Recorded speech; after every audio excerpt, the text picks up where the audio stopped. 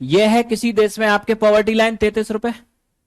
यह है आपके लॉरेंज कर्व, देश के डिफरेंट डिफरेंट आपके जो इनकम ग्रुप के जो पुअर हैं इसको किससे जोड़ रहा है, पॉवर्टी लाइन से।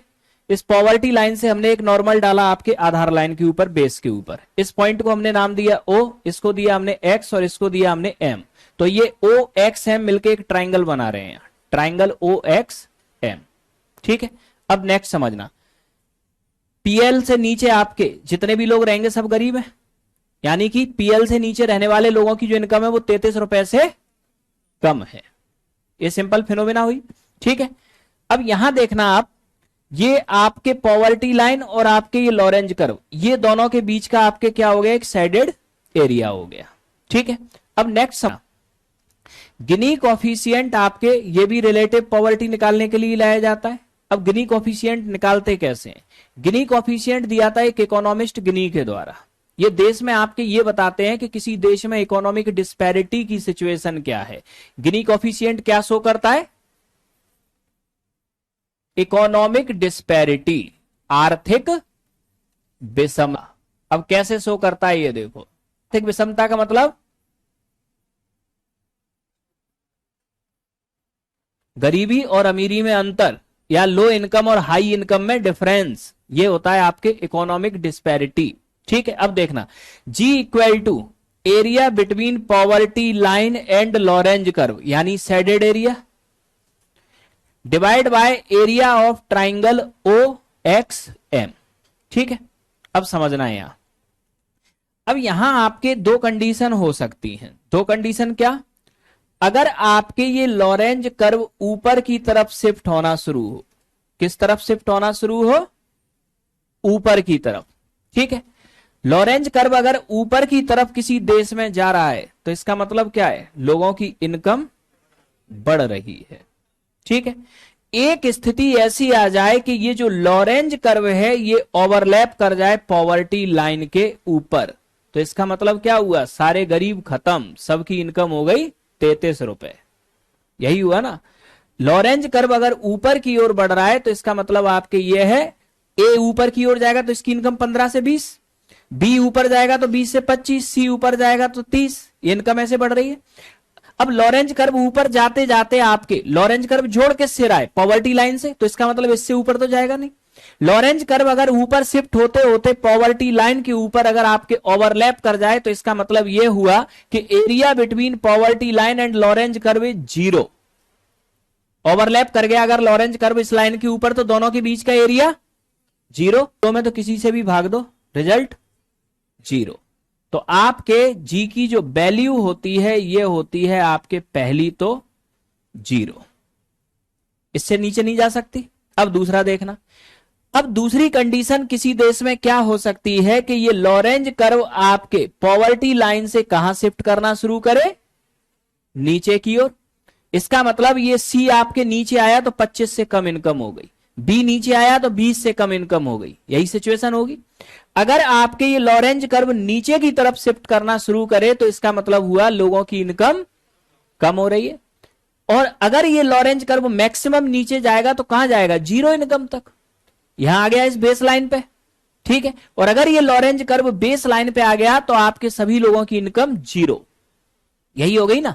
ठीक, तो लॉरेंज कर्व अगर बेस लाइन पे आ गया तो जो एरिया ट्राइंगल OXM का होगा वही एरिया हो जाएगा पॉवर्टी लाइन, और मतलब दोनों एरिया बराबर, दोनों एरिया बराबर, तो क्या रिजल्ट आया, G इक्वल टू 1, दोनों की वैल्यू बराबर हो गई ना, तो G इक्वल टू 1।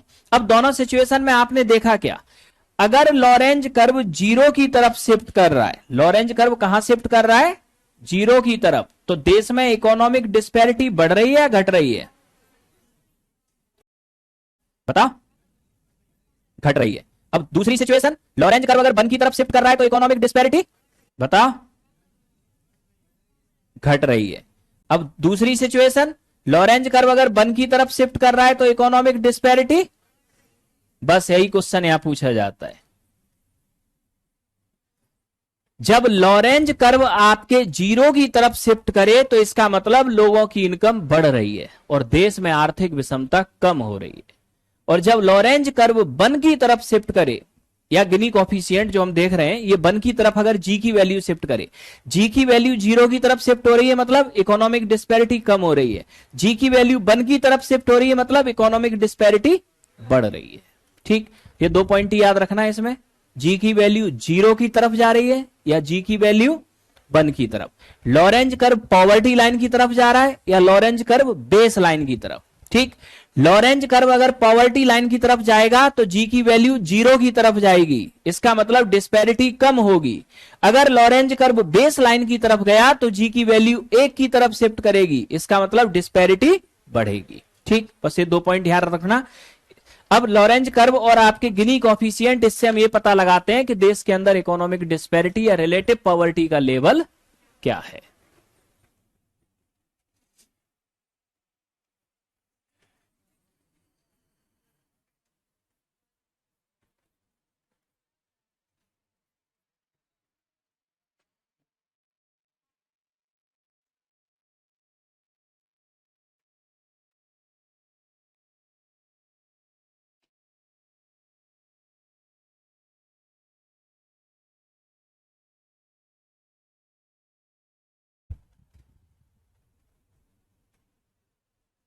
तो इनकम क्वांटाइल रेशो का मतलब आपके क्या है, देश में टॉप 20% लोगों की इनकम डिवाइड बाय देश में बॉटम 20% लोगों की इनकम। ये आपके जितने ज्यादा होगा देश में इकोनॉमिक डिस्पैरिटी उतनी क्या होगा।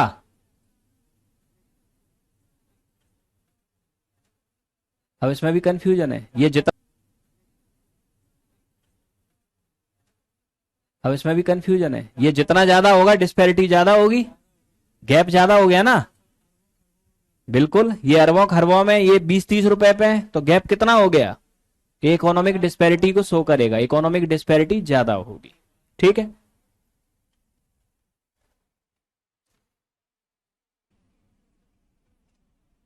दोनों में डिफरेंस क्लियर हुआ, एब्सोल्यूट पॉवर्टी और ह्यूमन पॉवर्टी। कितने लोगों को क्लियर हुआ डिफरेंस, लिख के छोड़ दिया बस, क्या अंतर है दोनों में।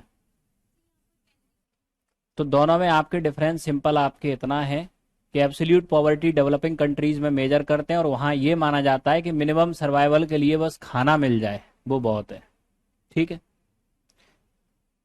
जो ह्यूमन पॉवर्टी है वो मेजर करते हैं डेवलप्ड कंट्रीज में, और डेवलप्ड कंट्रीज में कहते हैं कि सिर्फ खाने से ही आपके बात नहीं है, क्या प्रत्येक व्यक्ति को जो मिनिमम बेसिक फैसिलिटीज हो रही हैं वो मिली हुई हैं। किसी देश में ऐसे कितने लोग हैं जिन्हें मिनिमम बेसिक फैसिलिटी भी नहीं मिल रही। कौन सी मिनिमम बेसिक फैसिलिटी, फूड के साथ health, housing, drinking water, electricity, education. अब हर देश इसमें अपनी सुविधा के अकॉर्डिंग स्टैंडर्ड सेट कर सकता है। ये डिपेंड करेगा कि किसी देश की सरकार के पास रिसोर्स कितना है और वो कितनी मिनिमम फैसिलिटी लोगों को देना चाहता है। ठीक है, तो ये कहलाता है आपके क्या, ह्यूमन पॉवर्टी। तो एब्सोल्यूट पॉवर्टी में गरीबी की जाती है, ह्यूमन पॉवर्टी में यह देखा जाता है कि किसी देश में आपके ऐसे कितने लोग हैं जिन्हें मिनिमम फैसिलिटी नहीं मिली। एब्सोल्यूट पॉवर्टी में सिर्फ ग्राउंड कैलोरी कंजप्शन है यानी कि फूड है, जबकि ह्यूमन पॉवर्टी में ग्राउंड फूड से बहुत आगे है। यहाँ फूड के अलावा health, housing, drinking water, electricity, education ये भी ग्राउंड है इसके। एब्सोल्यूट पॉवर्टी डेवलपिंग कंट्रीज के अंदर निकाली जाती है और ह्यूमन पॉवर्टी डेवलप्ड कंट्रीज के अंदर। ठीक, ये दोनों में आता है बेसिक डिफरेंस। तो पॉवर्टी का अगर हम मेजरमेंट देखें तो वर्ल्ड में आपके पॉवर्टी का मेजरमेंट करता है आपके वर्ल्ड बैंक। ठीक है, वर्ल्ड बैंक की लिमिट क्या है कि अगर दिन में कोई व्यक्ति $1.90 पर डे पर पर्सन इससे कम कमाता है तो वो क्या होगा, गरीब। इंडिया में पॉवर्टी का मेजरमेंट आपके सबसे पहले शुरू किया था किसने, प्लानिंग कमीशन ने। प्लानिंग कमीशन डिसॉल्व तो अब नीति आयोग आ गया। इंडिया में जो आपके पॉवर्टी का जो ग्राउंड है वो आपके क्या लिया गया है, कैलोरी कंजप्शन। ठीक है, अब यहां आपके कैलोरी कंजप्शन में ये आपके जो डाटा दिया गया है ये 33 रुपए 27 रुपए वाला 2011 में। ठीक, 2011 में जब आपके प्लानिंग कमीशन एग्जिस्ट करता था उसने कहा कि अगर कोई व्यक्ति शहरी क्षेत्र में रह रहा है तो उसे एक दिन में सरवाइव करने के लिए 2100 कैलोरी चाहिए, और ग्रामीण क्षेत्र में कोई व्यक्ति रह रहा है तो उसे सरवाइव करने के लिए 2400 कैलोरी चाहिए। ठीक है, शहरी क्षेत्र में 2100 कैलोरी को हम 33 रुपए में खरीद सकते हैं और ग्रामीण क्षेत्र में 27 रुपए में। ठीक है, इस तरह से आपके गरीबी रेखा आपके शहरी क्षेत्र में 33 रुपए पर डे पर पर्सन और ग्रामीण क्षेत्र में 27 रुपए पर डे पर पर्सन। ठीक, तो अब यहां अगर हम देखें तो अर्बन रीजन में 1000 रुपए पर मंथ पर पर्सन और रूरल में 810 रुपए पर मंथ पर पर्सन। ठीक, तो ये आपके योजना आयोग ने गरीबी रेखा दी थी, इससे ज्यादा की तो लोग कमला पसंद खा जाते हैं। और क्या, सच्चाई है। ठीक है, अब होता कुछ नहीं है, दिए तो दिए, आगे बताएंगे, अभी रुक जाओ। ये तो योजना आयोग ने जो लिमिट दी थी वो बताइए अभी। ठीक, फिर आगे बताएंगे कि एमआरपी और यूआरपी पे गरीबी कैसे निकाली जाती है। ठीक है, तो ये हमने देखा पॉवर्टी का आपके मेजरमेंट। अब इससे आगे देखेंगे हम लोग नेक्स्ट क्लास में। कल आप लोगों की क्लास